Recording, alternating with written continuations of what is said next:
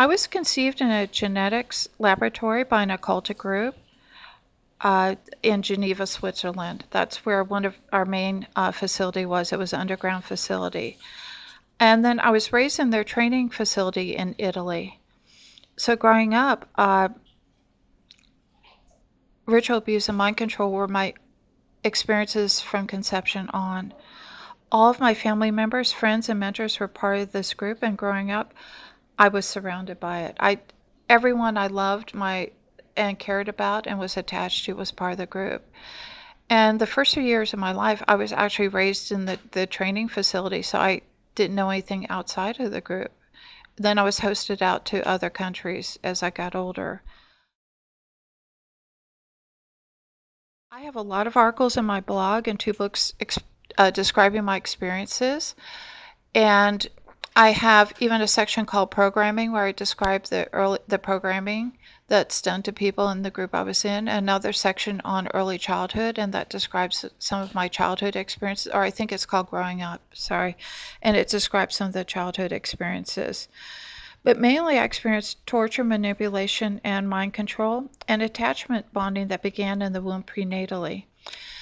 In our group, we had birth mothers that were not the genetic mothers that were given to our group by other groups as what was considered a tithe to them. And the birth mother is a teenager. My birth mother had just turned 19. They're typically anywhere from 16 and a half to 19 years old. And she'd been trained herself for years to be my primary trainer. And she was. When I was conceived and implanted in her, she was my first trainer. She spent the first few weeks attaching me to her, telling me that she loved me and she was glad I was there, and what a wonderful child I was, and things like that, which a fetus loves to hear. I was implanted with 12 other zygotes. Over the course of the pregnancy, though, one by one, they destroyed the other zygotes until the zygote that they wanted to live was the last one remaining, the one that they wanted to keep, and that was me. And that created a lot of survivor guilt, too, because, of course, I was told things like, well, you lived and they died, and it's your fault because you're taking up too much room in the womb, things like that. My birth mother also, after the first 6 weeks of attachment, she also became very abusive and manipulative, asking me to take pain for her, telling me, or she would be tortured and screaming and saying, I can't take it anymore. And then she would say, take it. And then she'd say, take a demon, take on this demon, and you can take it for me. And because I loved her, I did. And you may wonder, how can a small fetus or even a newly conceived zygote understand? It's through their spirit. The mind doesn't understand, but the spirit never forgets anything. It's kind of like when people, have no recorded brain activity in the hospital, they're in a coma, but later they can remember everything that was said around them. It's that same thing. I can't tell you all the biophysiological reasons why a young fetus can understand, but they do. And they do understand at an early age much more than we give fetuses and infants credit for.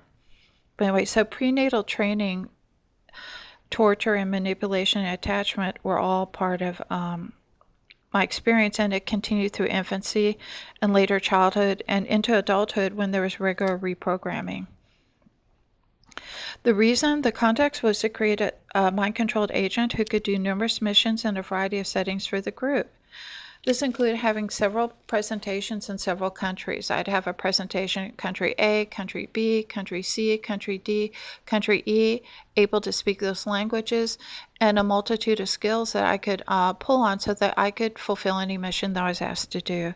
But I also, in those countries, I had presentations and full cover stories from birth on, so that I could identify as as growing up in that country, and it was believable. And of course, my twins and I also had doubles, we all traded out with one another. That was common in our group. So I would spend about 2 weeks a year, say, in my American presentation, 2 weeks in a couple in another European country, 2 more weeks in another European country, 2 weeks in Israel, and 2 weeks, say, another country. But my main time was spent growing up in Italy in the facility. That was home for me. That was my home base. And I was programmed to seriously always want to go home. And I also had a cover. I was also a trainer for the Illuminati. That was one of my covers. I was actually a part of another group, but when I wrote my blog in 2000, I'd only recovered the Illuminati memories. I didn't realize that I had actually infiltrated the Illuminati because I had a cover story starting with my mother, who married an Illuminati, and I won't go into all that here. But anyway, so I was a trainer in the Illuminati. I became the Western Regional trainer, head trainer, and I also worked extensively with individuals in government military lab, we called it my lab, situations, and also with a lot of the three-letter agencies in the US and also in Europe. So that's some of the context. So, but again, I want to emphasize that my deepest attachments growing up were to my trainers. My biological parents were also two of my trainers. They were leaders in the group and trainers. And that was just the way it was growing up. My worst experience was being tortured for weeks to recant my Christian faith at age 14.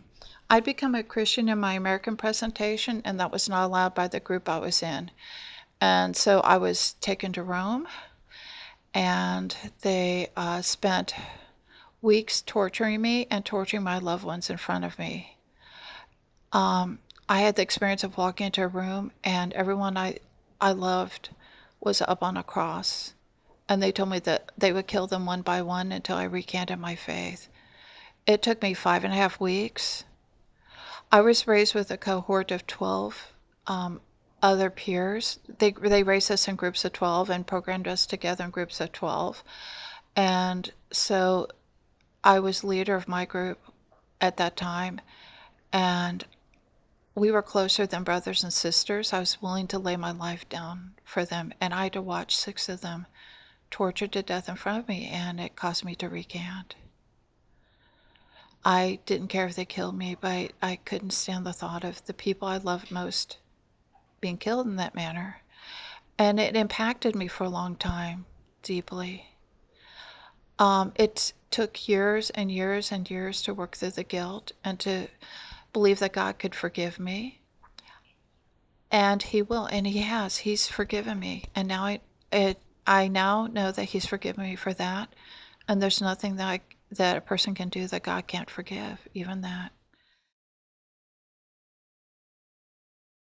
Do I have a personal concern or message? Yes.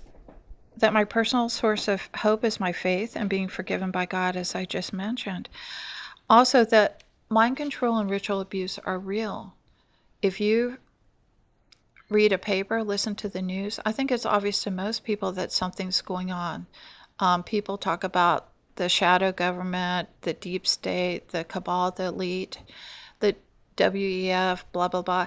And it's obvious that there are people running things behind the scenes. Well, it's the occultic groups, the occultic societies.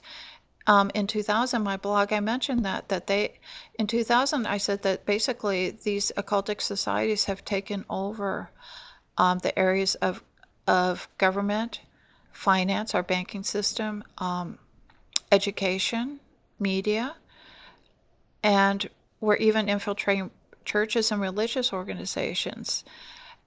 And that they were actually running them at that point, but they just hadn't come forward. And I said that in the year 2020 would be the year that would be pivotal when they would start coming forward. And they have. They've become much more open since the pandemic. I also mentioned that in 2020 that the push to prepare the world for the coming world leader would occur, and it did, with a lot of the measures we've seen instituted and the push for world government since then. I believe that this world leader will be announced in about 7 years. I've met him. He's young. He's under age 30 at this time. He's not Klaus Schwab or the person that a lot of people are mentioning, but the person I believe is in preparation right now and will be announced by the year 2030. But my main message is that I believe that if we have faith in God, we can fight this, or at least slow it down. We can stand what is planned for the world. I believe prayer is effective, and if we pray against it, we can slow things down.